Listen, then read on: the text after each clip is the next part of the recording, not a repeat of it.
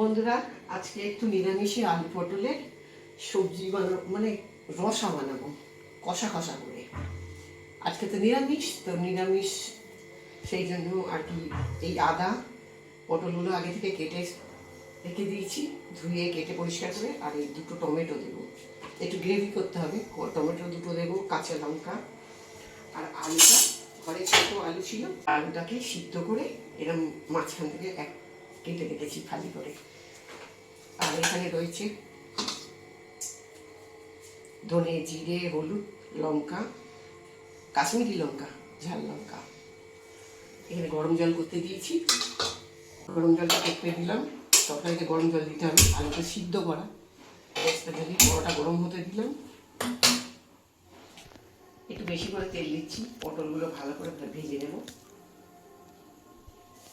তেলটা গরম হয়ে গেছে, এই পটলটা তুলে দিচ্ছি।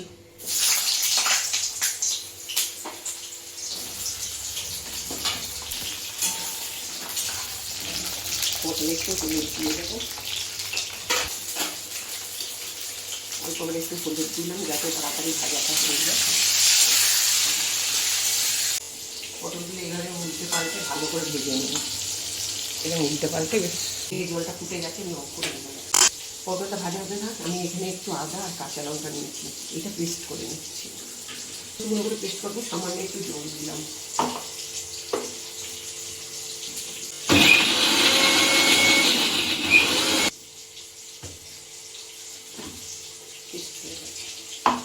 ভাজা হয়ে গেছে, আর একদিক এরকম রং ধরে গেছে একদিকটা, আর একদিকটা এরকম ভাবে ভেজে দেবো। তো এরকম হবে। আগে নুন দিইনি, তা আগে নুন দিলে পটলটা নরম হয়ে যাবে।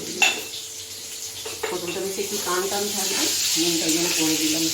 ভালো করে ভাজাটা করলে জল দিয়ে বেশি ফোটাবো না। তবে একটু গ্রেভি একটু হওয়ার জন্য এই দুটো টমেটো দেবো। টমেটোটা আমি কেটে নিয়ে পেস্ট করে দিলাম।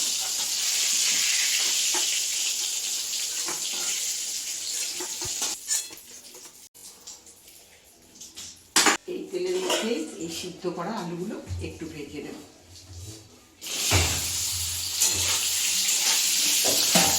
হলুদ দেবো, একটু নুন দেবো। আলুটার ভিতর যখন নুনটা ঢোকে, নুনটা দিলে সামান্য একটু হলুদ দেবো।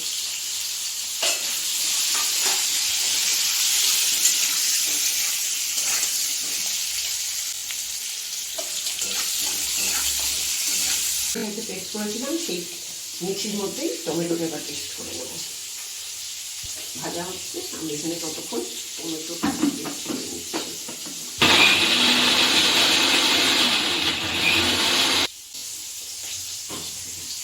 আলুটাও ভালো ভাজা হয়ে গেছে, এখানে তুলে নিচ্ছি।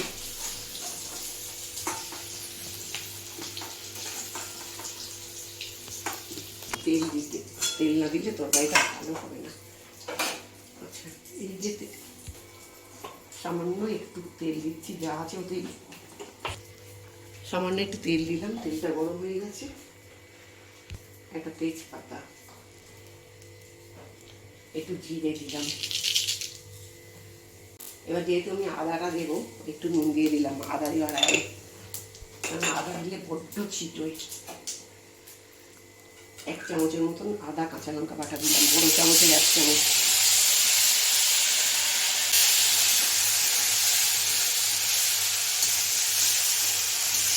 আদাটা বেশি ভাজবো না।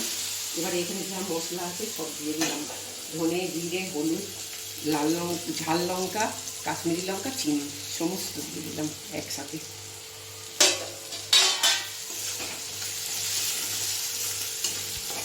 একদম নিত্যদিনের যেরকমভাবে পটল আলুর তরকারি হয়, বসিয়ে একটুখানি জল দিচ্ছি, মশলাটা লাগবে পুড়ে যাবে। এগুলো ভাজা হয়ে গেছে, এবার আমি একটু টমেটো পেস্ট দিয়ে দিলাম। টমেটো পেস্ট দিয়েছি, এবার এটাকে ভালো করে একটু কষাবো। কষানো হয়ে গেছে, তেলটাও ছেড়ে দিয়েছে সাইড দিয়ে, দেখুন সাইড দিয়ে তেলটা ছেড়ে দিয়েছে। এবার আমি আলু পটল এর মধ্যে দুটোই দিয়ে দেবো।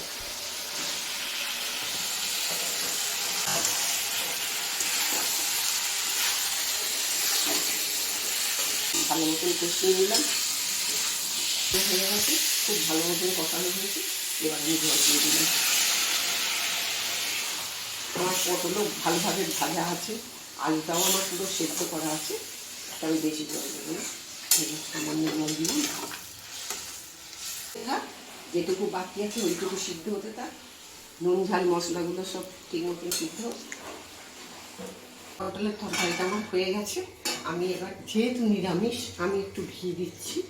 নিরামিষ দিনে একটু তরকারিতে অল্প একটু ঘি দিলে, একটু যেহেতু গরম মশলা করবে একটু ঘি দিলে ভালো লাগে। আমি খুব বেশি দিই না, অল্প সামান্য একটু দিই।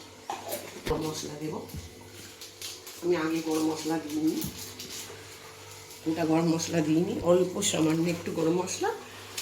ভালো লাগে না, কারণ গরমের সময় আবার গরম মশলা গন্ধ খুব বেশি ভালো লাগে না। আর সামান্য একটু ভাজা মশলা আমি সকালে ভেজেছিলাম সেটা।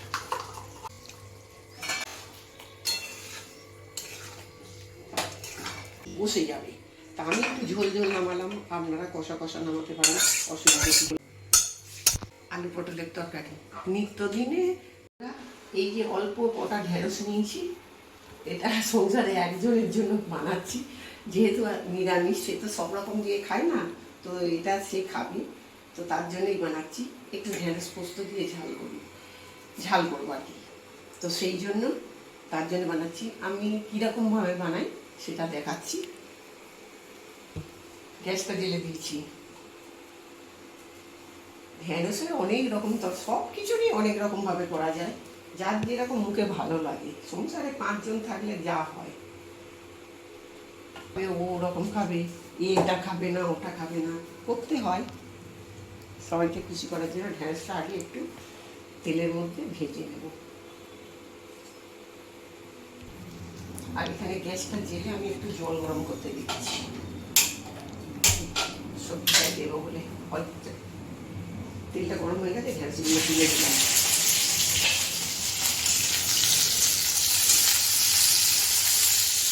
একটু মাঝখান থেকে না অল্প করে চিড়ে দিয়েছি, যাতে মশলাটা বেশ ভালো মতন ঢোকে। অল্প সামান্য একটু হলুদ দিচ্ছি,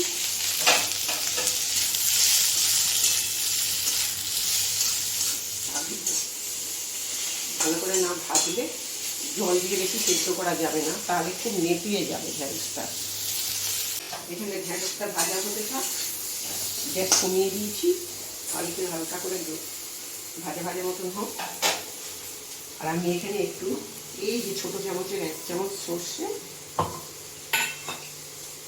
ওই বড় চামচের 1 চামচের মতো পোস্ত দেবো, কারণ এটা আমি পোস্ত দিয়েই বানাবো শুধু। তাও একটু সর্ষে দিলাম যাতে একটু অন্যরকম গন্ধ আসে। সর্ষে পোস্ত একসাথে থাকলে তো গন্ধটা অন্যরকম। একটা কাঁচা লঙ্কা,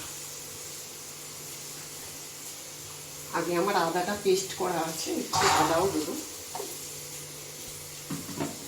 এটাকে আগে একটুখানি এমনি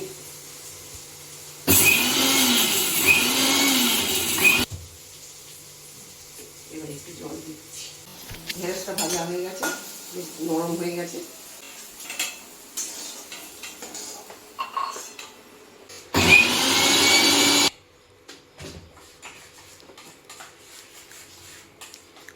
একটু তেল দিচ্ছি, সামান্য 2-4 দানা কালো জিরে দিলাম, একদম সামান্য একটু নুন দিচ্ছি, আদা দিয়ে দিলাম, হলুদ দিলাম, কাঁচা লঙ্কা যেহেতু পেস্ট করেছি আমি আর এতে ঝাল লঙ্কা দিলাম না, শুধু কাশ্মীরি লঙ্কা দিচ্ছি একটু।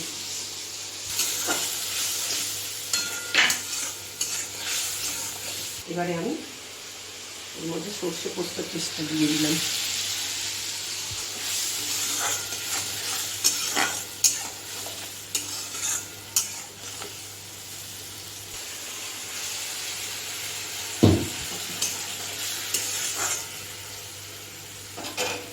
আমি ঢেঁড়সটা যখন ভাজা করেছিলাম তখন নুন দিইনি, এবার একটু নুন দিচ্ছি, চিনি দিচ্ছি।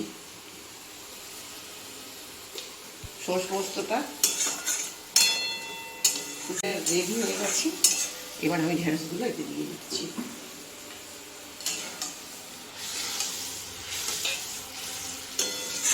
রেডি ঘরোয়া পদ্ধতিতে। আর এর চেয়ে ঝোলটা বেশি মারলে যখন খাবো একদম শুকনো হয়ে যাবে, সেই জন্য আমি আর ঝোলটা মারছি না।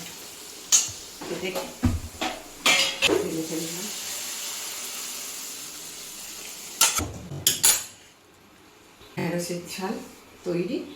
আর বন্ধুরা, এই যে ভাত দিয়ে বসে পড়েছি খেতে। এখানে আছে নিরামিষ, সিদ্ধ করেছি লঙ্কা দিয়ে আর নুন দিয়ে মাখাবো বলে। আর এখানে আছে কলমি শাকের চচ্চড়ি, উচ্ছে, বেগুন, কুমড়ো, আলু আর বড়ি দিয়ে। এখানে আছে আলু পটলের ঘরোয়া পদ্ধতিতে রসা রসা মতন করেছি, যাতে ভাত দিয়ে রুটি দিয়ে সব দিয়ে খাওয়া যায়। এই তরকারিটা আমাদের রাত্রিরেও খাওয়া হবে। এখানে আছে ঢেঁড়সের সর্ষে পোস্ত দিয়ে ঝাল। এখানে আছে ডাল। এখানে আগেই আমের চাটনি করা থাকে, সেই আমের চাটনি। আর আছে বকলের বড়া। তো বন্ধুরা, খেতে থাকি এবারে। আলু সিদ্ধটা থাক, আমি পরে মাখাবো। ছেলেটাকে আগে খেতে দিই, আবার ঘুরতে যাবে।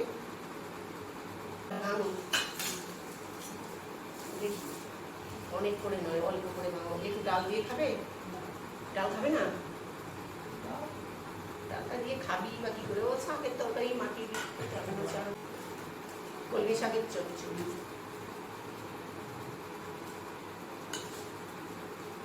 দিবি।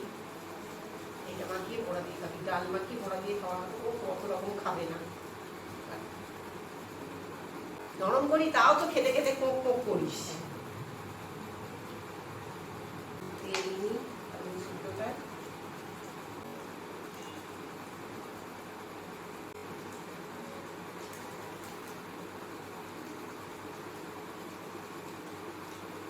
এতটা লঙ্কা আমি মাখাবো না, একটু ফেলে দেবো। সবার লঙ্কা ভাজা খেলে পেটের মধ্যে দুপুর করে। ডালটা খুব ভালো হয়েছে। আমাদের লঙ্কা ভাজা শরীরে স্যুট করে না। কাঁচা লঙ্কাটা স্যুট করে, কিন্তু লঙ্কা ভাজাটা স্যুট করে না। দুদিন খেয়েছি পরপর। আমি জাস্ট একটুখানি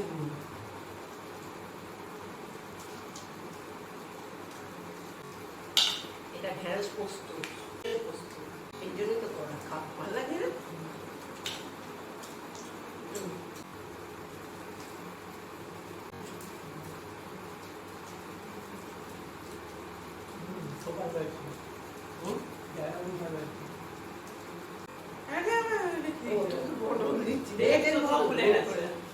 পটল তো খাবে না, ওই আলুগুলো শুধু খাবে।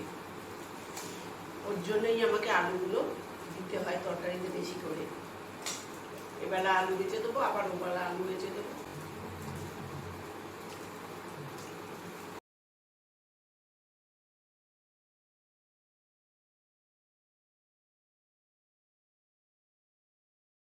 কেমন হয়েছে তরকারি? খাবার হয়েছে, ঘরোয়া নিত্যদিনের তরকারি। যতটা রসিয়ে কষিয়ে করা যায় কত সেইভাবেই করা, আর কত ভালো হবে। বন্ধুরা, খাওয়া হয়ে গেল। ব্লগটা যদি ভালো লাগে একটু লাইক শেয়ার কমেন্ট করবেন। অনেক আশা নিয়ে ব্লগ বানাই। রান্না তো সাধারণভাবে করে নিলেই হয়, কিন্তু এই ব্লগ করতে করতে রান্না করা খুব ভিডিও করতে করতে রান্না করা খুব কষ্টের।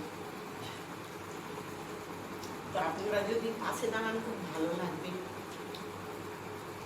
সেই জন্যই বলছি একটু লাইক শেয়ার কমেন্ট করবেন, খুব আনন্দ হবে। ঠিক আছে, আজকে ব্লগটা একটু শেষ করছি, রাখছি। টাটা। আপনারাও ভালো থাকবেন।